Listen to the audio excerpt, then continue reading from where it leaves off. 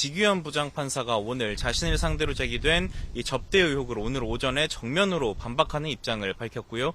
이를 확인한 민주당이 의혹과 관련된 자료라면서 사진을 공개한 상황입니다. 지 부장판사는 민주당이 사진을 공개한 뒤인 오후 2시 15분쯤에 오후 재판을 위해서 다시 법정에 들어왔습니다.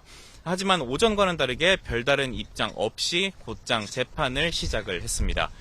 앞서 지 부장판사 오늘 오전 윤석열 전 대통령 4차 공판이 시작하기 전 민주당이 제기한 술접대 의혹과 관련해서 직접 입장을 말했습니다. 재판이 신뢰받기 힘들 수 있다는 생각이 들었다며 입을 연 지 부장판사, 의혹 제기로 우려가 크다는 것을 잘 알지만 그 내용은 사실이 아니라고 강조했습니다. 이어 룸살롱에 가서 접대를 받는 생각도 해본 적이 없고 무엇보다 지금은 그런 시대 자체가 아니라고 말하기도 했습니다. 또 중요 재판이 진행되는 상황에서 판사 뒷조사에 의한 의혹 제기와 공격에 일일이 대응한다면 재판에 영향을 미칠 수 있다면서 법이 정한 절차에 따라 신속하고 공정한 재판에만 매진하겠다고도 말했습니다. 민주당 의혹 제기 이후 감사부서인 대법원 윤리감사관실이 사실관계를 조사하고 있는 상황인데요. 논란이 이어지면서 법원 내부에서는 상황을 보고 필요할 경우에는 조치해야 할 것 같다라는 목소리가 나오는 등 당혹스러워하는 기류도 읽히는 상황입니다.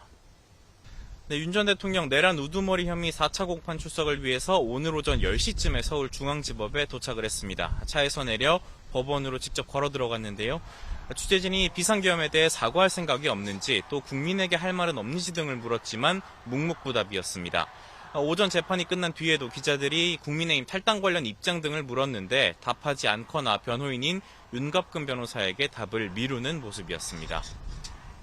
일단 지난 기일에 이어서 박정환 육군 특수전사령부 참모장에 대한 증인신문이 진행이 됐습니다. 박 참모장은 검찰 신문 과정에서 계엄 당시 곽종근 특전사령관이 현장 지휘관들에게 표결하지 못하게 의원들을 끌어내라는 지시를 했다고 증언했습니다. 또 이 같은 지시는 곽종근 당시 사령관이 상관으로 추정되는 인물과 통화한 뒤에 하달이 됐고 매우 충격적인 지시였다고도 덧붙였습니다. 박 참모장은 계엄 해제 직후 곽 사령관이 두 손으로 머리를 감싸주기도 했다면서 좌절하는 모습 같았다고 말하기도 했습니다. 윤 전 대통령 측은 반대 신문에서 곽 사령관에게 지시한 것이 윤 전 대통령은 아니지 않느냐라고 물었고 박 참모장의 기억이 정확한지 거듭 확인하는 모습을 보이기도 했습니다. 이제 검찰이 추가 기소에 병합된 윤 전 대통령 직권남용 혐의 재판의 모두 절차가 진행이 되고 있을 것으로 보이고요. 예정돼 있던 이상현 특전사 1 공수 여단장에 대한 증인신문은 오늘이 아닌 다음 기일로 미뤄졌습니다. 지금까지 서울중앙지법에서 전해드렸습니다.